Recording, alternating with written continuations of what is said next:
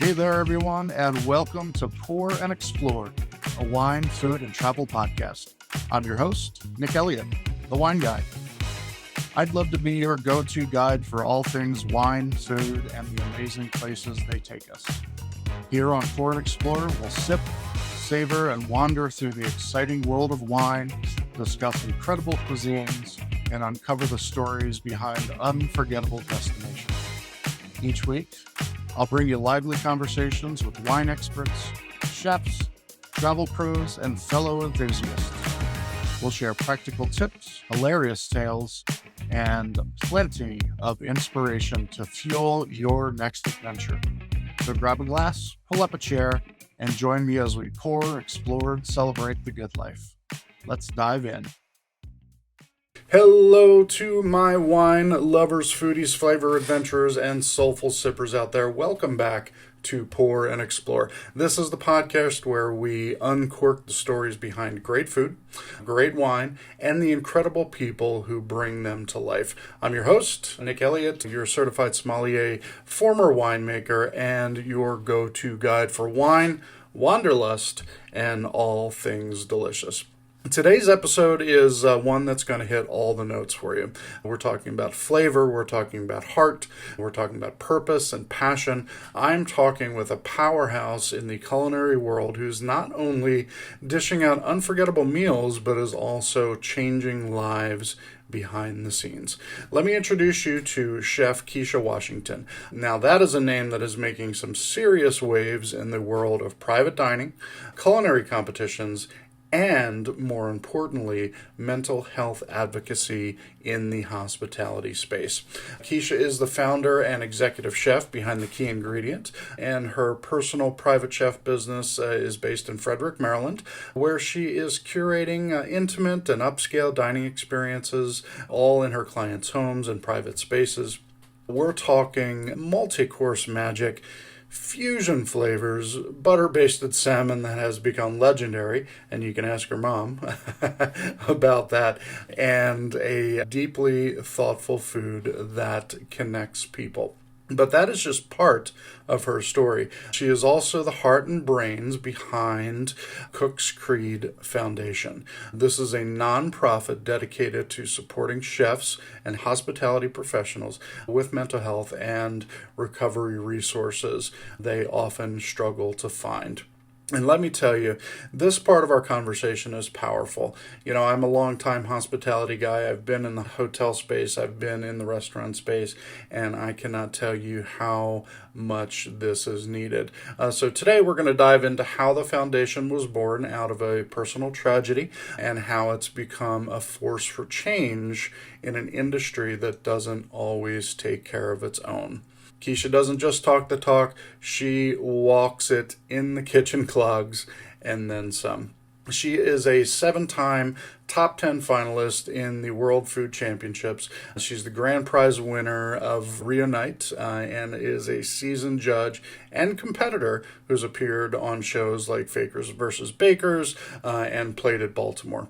And she also wrote a book called Cultivating Healthy Minds, a guide to mental health resources, which is chock full of stories, stats, support, and real talk from chefs and mental health pros across the country. Volume 2 is coming soon. You'll hear more about that in just a second. In today's episode, we talk about the truth behind being a private chef and what it really costs, what every home cook should have in their kitchen, and spoiler alert, it's not all food, the emotional toll of kitchen life, and what chefs really need beyond a good knife.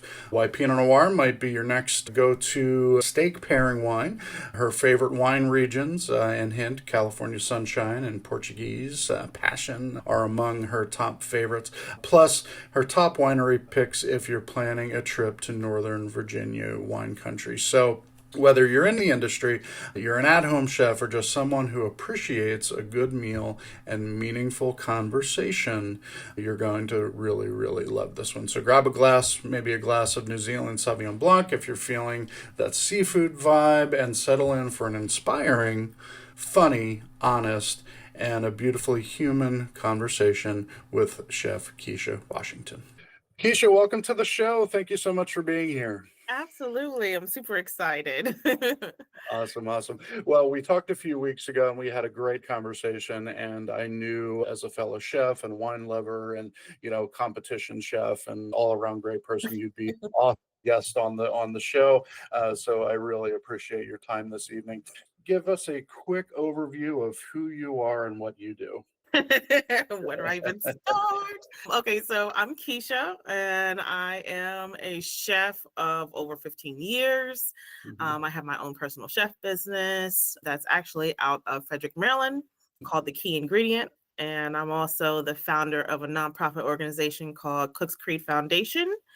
So I wear many hats, I will say.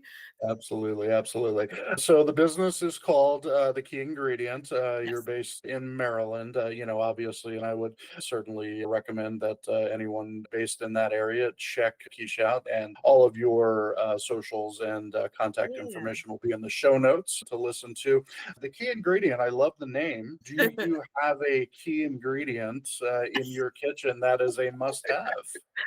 Actually, that's actually interesting. I really don't. And it's kind of funny because I kind of came up with the name because Key is kind of like my nickname. Hmm. So I wanted to kind of incorporate something a little different. And I thought the key ingredient, which could be anything. And that kind of goes into my cooking a little bit and how I kind of cook. But yeah, that's kind of how I came up with that. So Fantastic. So nothing specific. You're a nothing jack of all specific, trades. It no. sounds like that. I like that. Do you have what you would consider a signature dish that you just love to Mm. prepare that wows every time that you put it on the table? My signature dish definitely has to be a butter-based salmon that I do.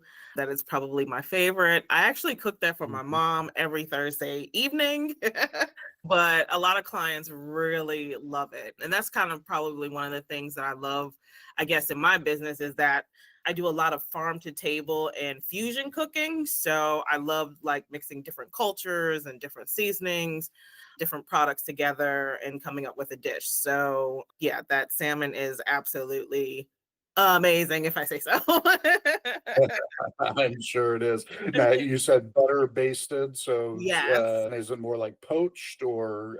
Yeah, so I definitely do a quick like sear with the skin Mhm. and then turn it over and then I put my butter in there. I love clarified butter a lot, so I do that with a bunch of herbs and basically just baste it and I pop it in the oven and let it go for about 5 to 8 minutes and it's absolutely perfect. I like to pair it with like vegetables. I usually do like a really nice honey balsamic Brussels sprouts with it, which is really Mhm. nice. And I like a little cream sauce. So it's a really great, amazing dish. Yeah, I really love it a lot. It's one of my No, it favorites. sounds fantastic. Absolutely. And you mentioned you like clarified butter for the Mm, listeners out there. You can certainly make your own clarified butter at home. yes. It's very easy to do. Just do a quick Google search for it. But you can also buy it in the grocery store. Yes. Most specialty grocery stores, you'll find it under the name ghee, Hmm. Ghatee, and that's a great product to buy. And you can keep it in your pantry or in your Yeah. fridge, and it lasts a long time. So you can always Does. have that clarified butter to cook with at home. I always love to ask my chef guests, I talked about what's a key ingredient in your kitchen, and I talk a lot about the pantry and so on. Tell Yeah. me your top three things that every home Mhm. cook should have in their pantry. That's a great question. Number one, hands down, has to be a great knife.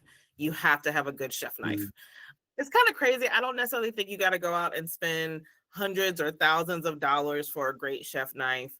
As long as you're able to sharpen it or keep it sharp, it has a nice handle. Yes, number one, a good knife. Absolutely. Second, I would have to say a mandolin. So, one of the things that I always say is that if I can find it an easy way to get it done, that's what I'm going to yes. do. So, especially for home cooks. So, a mandolin, and you can get that right in the section. I mean, you can grab that at Walmart, and I think it's maybe like 12 bucks. Hmm. And it's Yep. a good slicer for vegetables, for certain types of fruit. Like, it's great, especially if you're like meal planning or meal prepping, like that's amazing. So you got to have that. So knife, a mandolin, and oh, I forgot what it's called. Oh. But it's a hand mixer, not the one with the two prong thing, but like immersion blender. That's it. That's it. Oh, an immersion blender. Yeah, absolutely. Yes. Yes. That's Yes. it. Yeah. I think that's great if you're trying to do something like a quick sauce or you're trying to do a quick soup. Like that's amazing. So those three products, I feel like you got to have a must have in the kitchen. I love how you immediately went to equipment when I asked about stuff in your pantry. Right. That's, as a chef myself, I understand the importance of good equipment in the kitchen. Yes. And I would completely agree with all of those things. I've got a beautiful immersion blender here at the house, Mhm. a great set of knives as well. But, if our listeners don't know what a mandolin is, it's essentially a unit that sits on your countertop, and it's Mhm. got a blade on it, and you literally take the vegetable or the whatever, and you slice it, and you can get really, really thin slices of potato or zucchini. I use it for Mhm. carrots. Yep. Some of them come with attachments where you can do, like Yep. waffle fries or something like that. Exactly. I have OXO, Mhm. the Mhm. black and white, plastic one. That's what I use in my Yeah. home kitchen here, and they work perfectly well. You can put it in the dishwasher. It's an Yep. awesome piece of equipment. It's a dangerous piece of equipment. You have to be careful with your fingertips, when you're 100%. doing it. You 100%. know, they are very sharp, but it's an awesome piece of equipment. And if you love to cook at home, I would highly recommend that you pick one up to our listeners Absolutely. out there. Let's jump around a little bit. Okay. Obviously, you've been cooking for a long time. You've even joined some culinary competitions, and Mhm. I didn't want to be outdone, so I brought out some of my trophies over here. I'm sure you've got your little trophy cabinet as well. Tell us about some of the competitions that you've entered. Yeah, it's kind of crazy because I never thought I would get into competition cooking. I actually started back in 2015 at a cake show. Mm.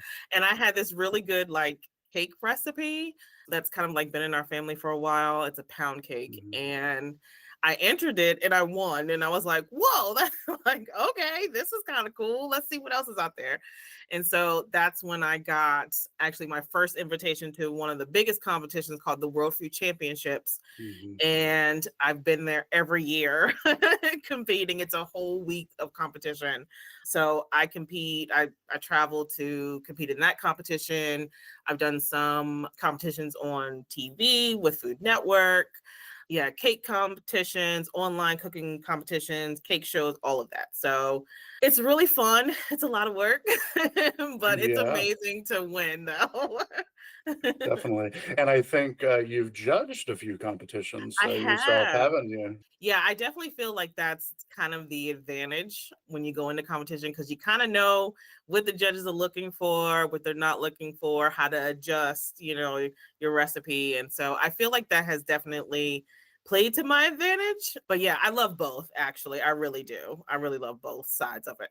And these competitions that we're talking about, maybe not all of them, but Mhm. they're not all for professionals. They can Right. also be for, yeah, just kitchen enthusiasts as well. Yes, Um, absolutely. and I know a lot of my listeners, would love to get into that. Give us a piece of advice on how you would Mm. start. How did you start getting into the competition thing, and what advice would you give to someone who's just getting into it?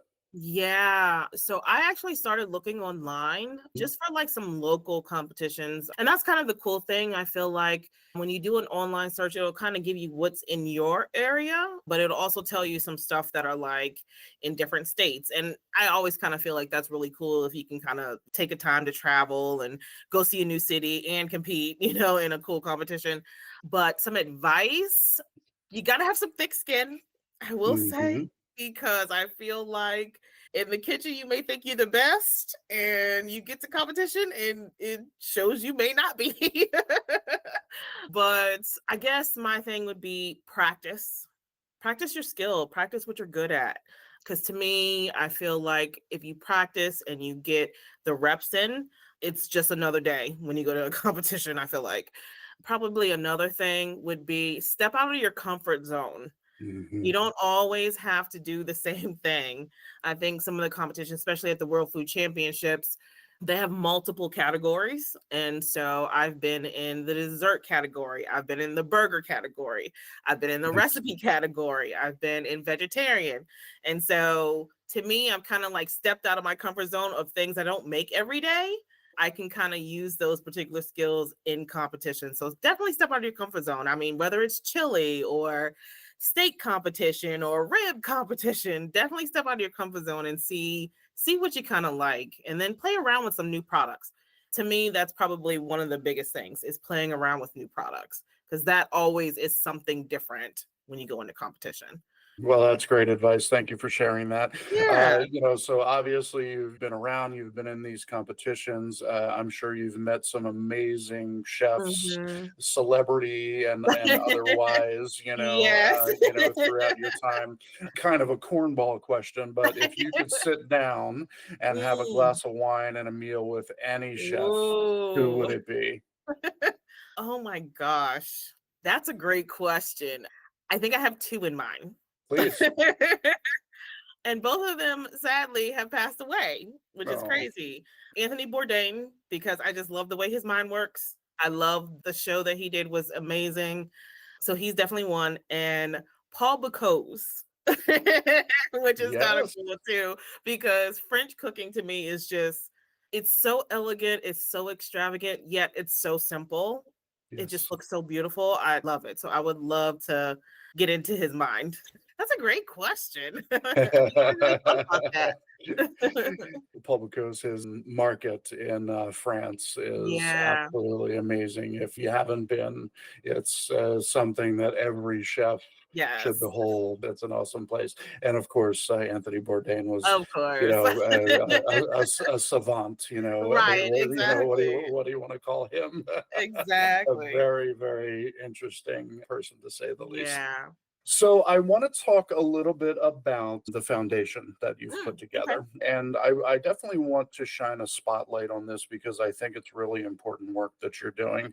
And as someone who's spent, many hours in a kitchen from the ground all the way up to executive chef, I understand the pitfalls, of being in the kitchen. And quite frankly, it's not something that the person on even in the dining room, will even think Hmm. about. So tell us a little bit about this foundation and what got it started for you. Yeah. So Cooks Creek Foundation started back in April of 2020. And I kind of have to go back a little bit to kind of give you a little bit of a backstory of how it actually got started. So Hmm. my fiance at the time, he was a chef too. And we were kind of Hmm. talking about, what do chefs really need when we're getting started? When we come out of culinary school or we decide we're going to switch careers and go cook, what do we really need? And we kind of thought about it like, we really need money to get some things started. Hmm. We really need to take care of ourselves and our well-being, self-care, and we really need mentorship. Like, we really need someone that's actually been there to kind of like Hmm. walk us through the steps. And so we had been talking about it for a while, and we were trying to figure out a way to kind of mold those things together, basically. But sadly, he passed away by suicide in Hmm. January 20th. And I wanted to continue that because I Hmm. felt that, one, I wanted to kind of honor him in that way as well. But Absolutely. I also wanted to kind of shine some light on kind of what chefs really go through in the kitchen that don't nobody really know. So yeah, so Cooks Creek was born out of that, April of 2020, right through COVID. Hmm. Which was kind of Hmm. Perfect crazy. timing. Yeah. Perfect time, perfect timing, right? And so we just actually hit our 5-year mark actually last week, which is really Congratulations. cool. Thank you. And it's grown into places that I didn't even think about and started conversations that I didn't even know even existed. Hmm. So that's kind of where Cooks Creek kind of was born out of, basically. Well, I love that. And, I again definitely want to put a pin in it and, say this is a very important thing. The self-care and the mental health issues, or the lack of self-care, I should Hmm. say, Yeah. for staff of kitchens. And we're talking everything from a short order cook Yeah. to an executive chef, in a kitchen. There are struggles that we go through, and it's Yeah. very hard work. It's very laborious. It's very stressful. And as anyone who has a stressful job knows, it takes a toll on your body. It takes a toll on your Hmm. mind, and a lot of times, we go for ways to easily take care of it, drugs, Yeah. alcohol, and so Yeah. on. And that's unfortunately a big part of being on a kitchen staff, is dealing with that, dealing with people Hmm. who are into that, and it takes a toll on your body and your mind. Hmm. And I think it's a wonderful thing that you're doing. So thank you for doing it. Thank you. Yeah. Um, Thank you. Absolutely. I will make sure that the link to that website is going to be in the show notes. For my listeners out there, get over to the website, check it out, check out the amazing things that Keisha's doing with Cook's Creed Foundation, and please donate. It's going to help a lot of people. If you go out to restaurants, you need Yeah. to donate to this cause, is what I'm saying. Yeah. Absolutely. Absolutely. Fantastic. Let's move on to the book. I want to talk a Oh. little bit about the book that you've written. It's an important piece of work. Tell Yeah. us about the book that you just put out there. Yeah. So, with kind of working within the organization, because I have an executive board that kind of helps me run the organization and everything, we were trying to come up with a way where we could have multiple resources and multiple research to kind of, one, back up what we're talking about, but two, really kind of show some of the things that are kind of happening.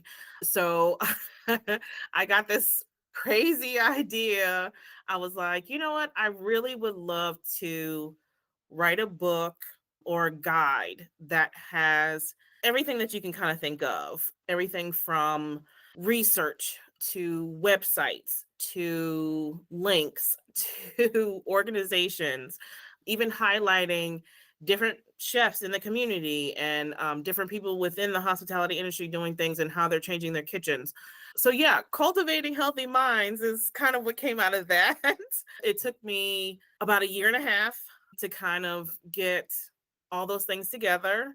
It was a lot of research. My whole Sure. team basically took on a topic and we researched as much as we could. So in that book, you're going to find resources from all 50 states. You're Mhm. going to find chef stories. We highlight a number of chefs kind of towards the back of the book of how they got started, what they're working on, and how they're changing their kitchen culture.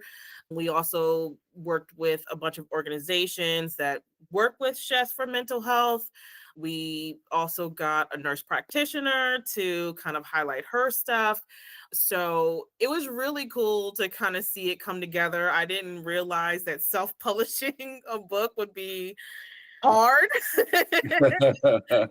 Which it was definitely difficult. But yeah, I published it on June 30th of 2024 and decided, you know what, I really would love to make this a 3-part series.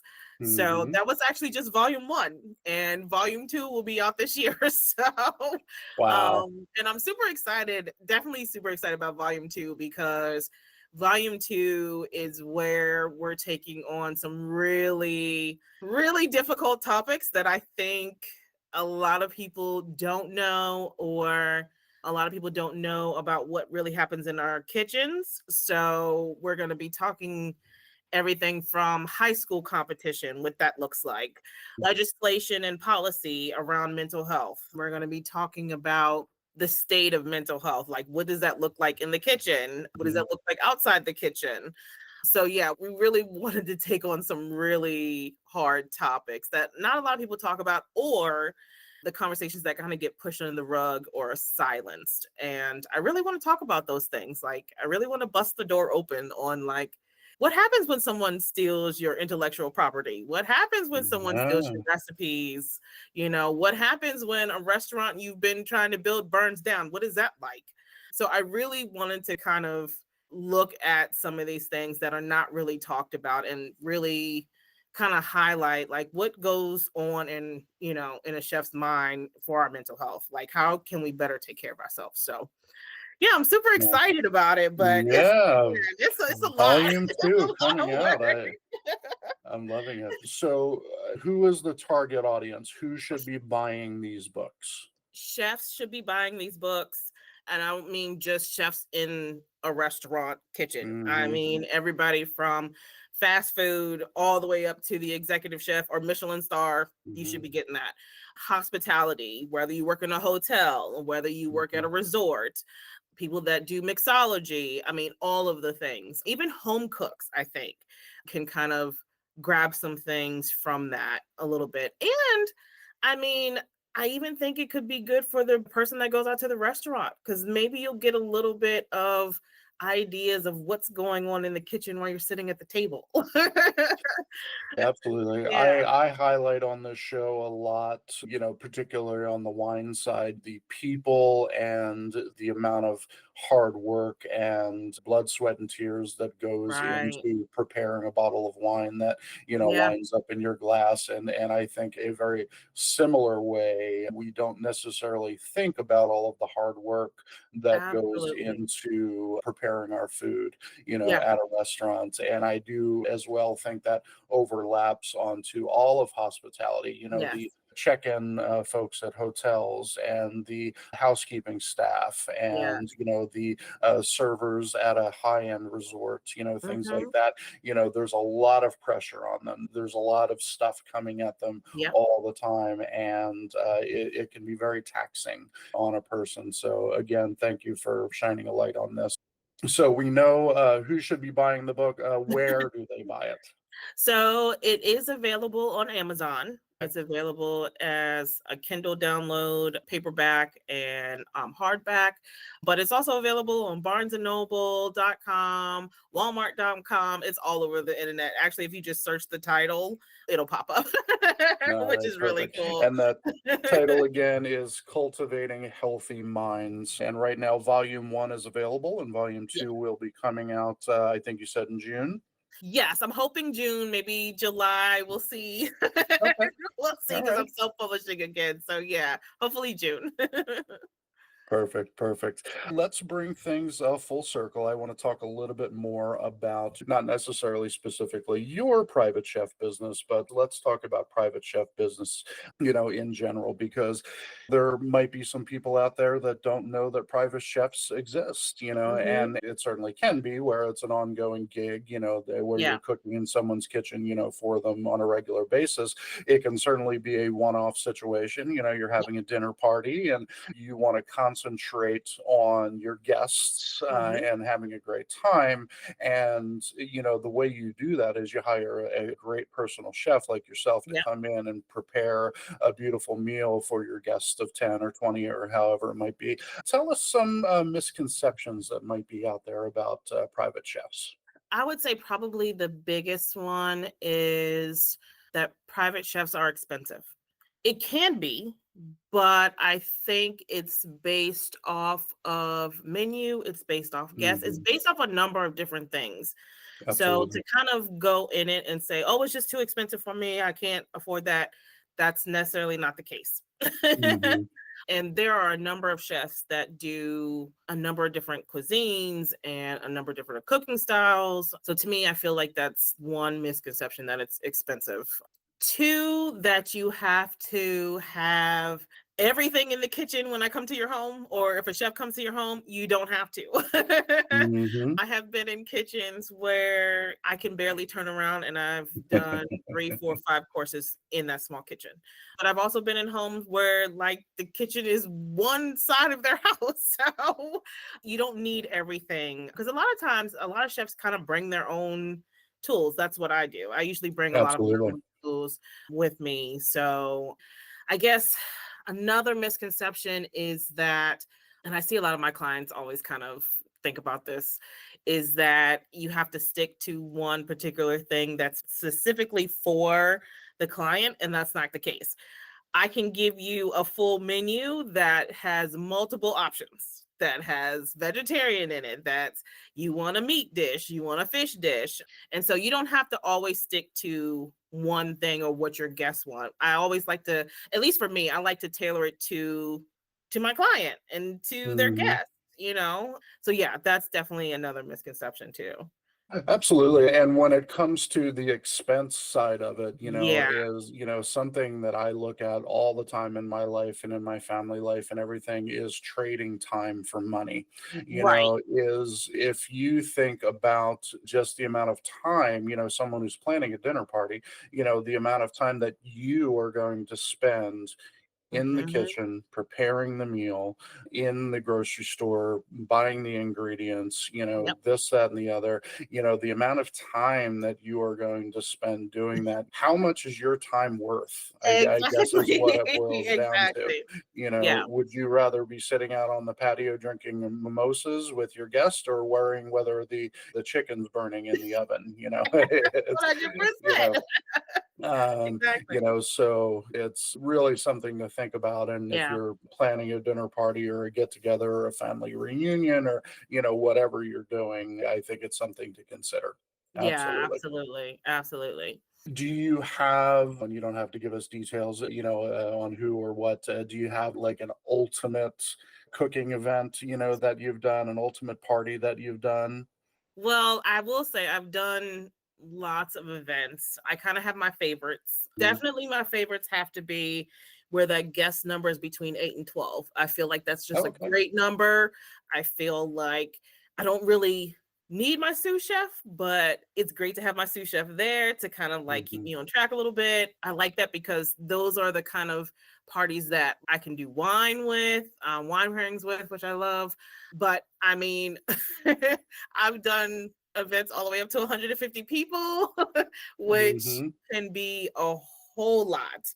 At least for myself, I try to keep it 40 and below because I feel like then you're kind of looking at, okay, now I got to hire out for staff and I got to hire, a bartender and all these things. And that's extra cost. So if I want to Definitely.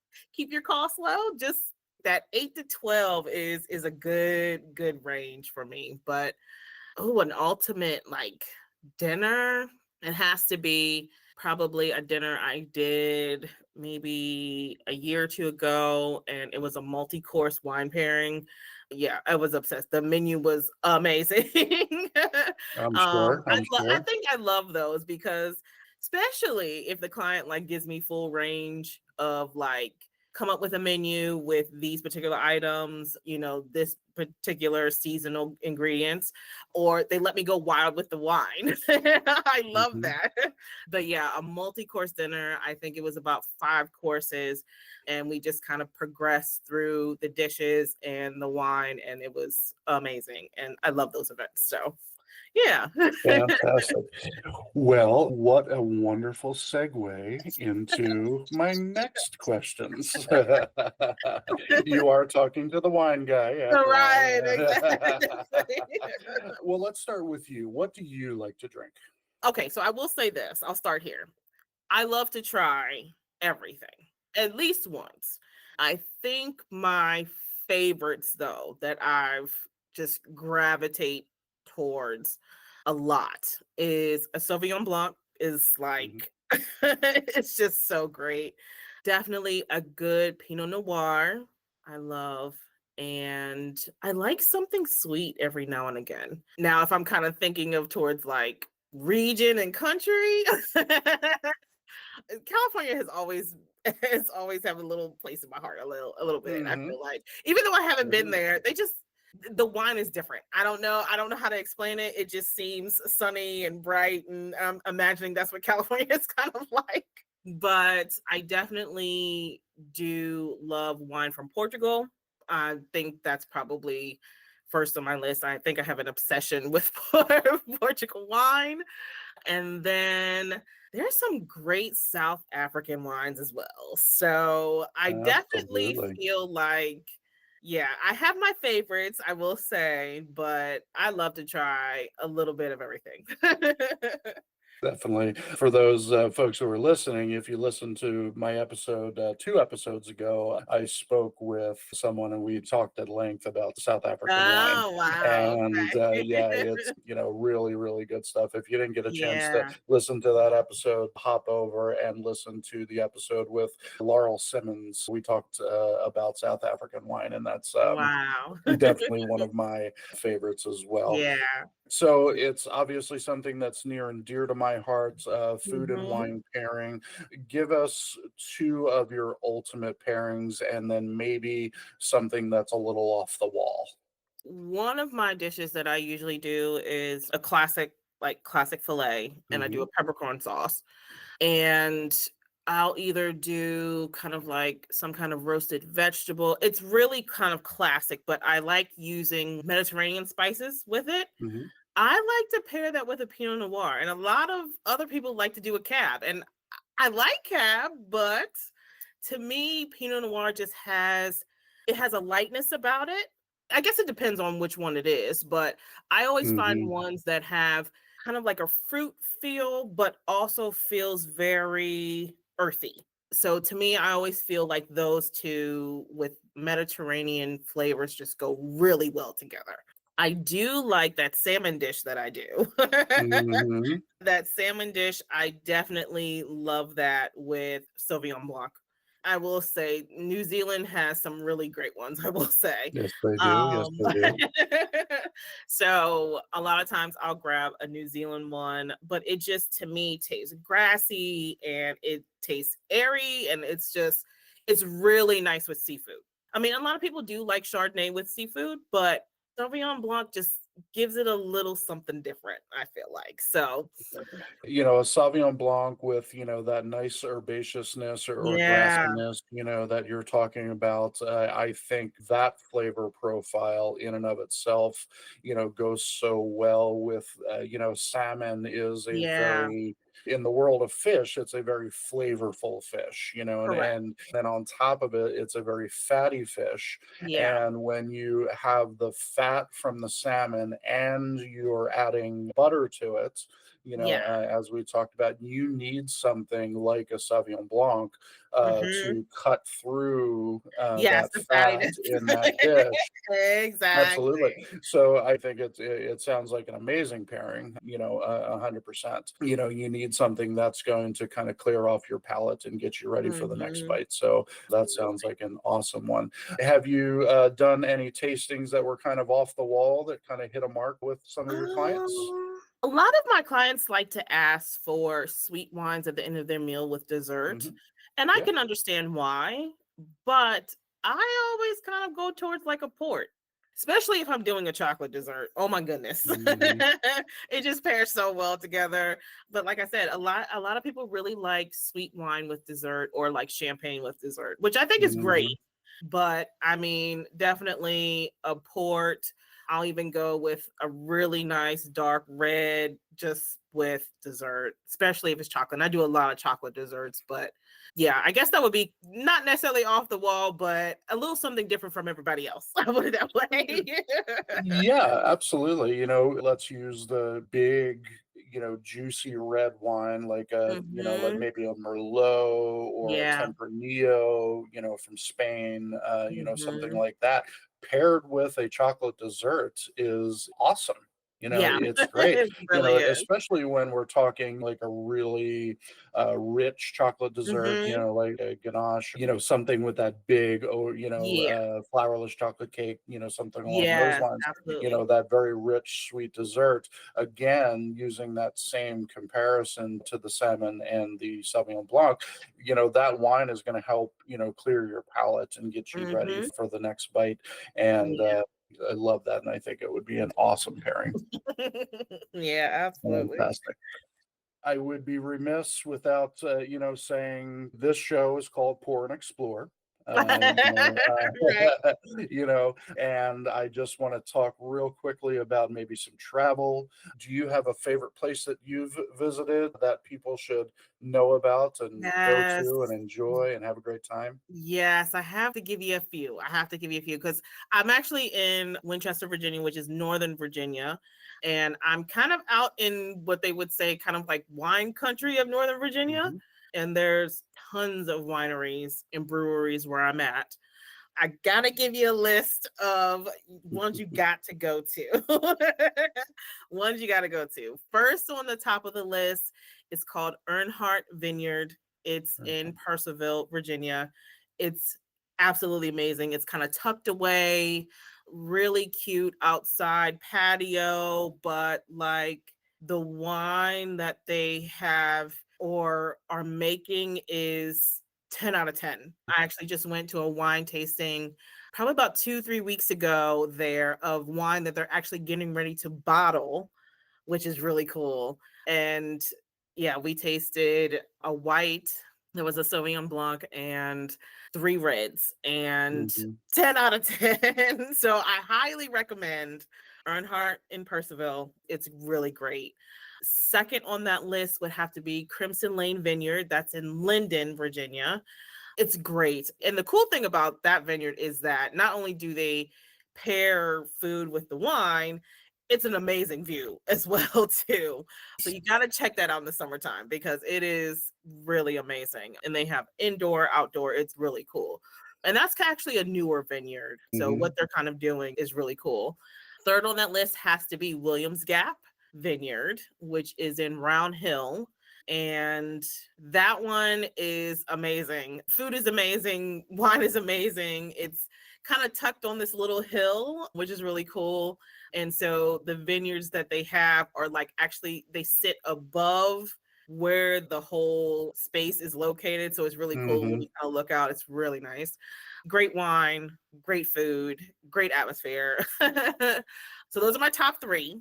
All right, Definitely have to check those. And I gotta throw in I gotta please. throw in one that has wine and a brewery, and that's Bear Chase, and that's in Bluemont. It sits on the hill, great view, wine, beer, food. It's great. So definitely go check out those.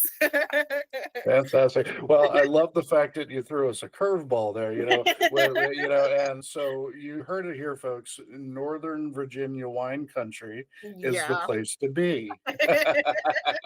And you heard that from Chef Kisha Washington. Kisha, thank you so much for being here today. I Yeah. really, really appreciate it. I had a great conversation. It was awesome to meet you, and I appreciate your time. Yeah, thank you so much. Absolutely. Take care, and I'll be talking to you real soon. All Thank you. right, you as well. All right, as I mentioned at the top of the show, Chef Kisha is the real deal, folks.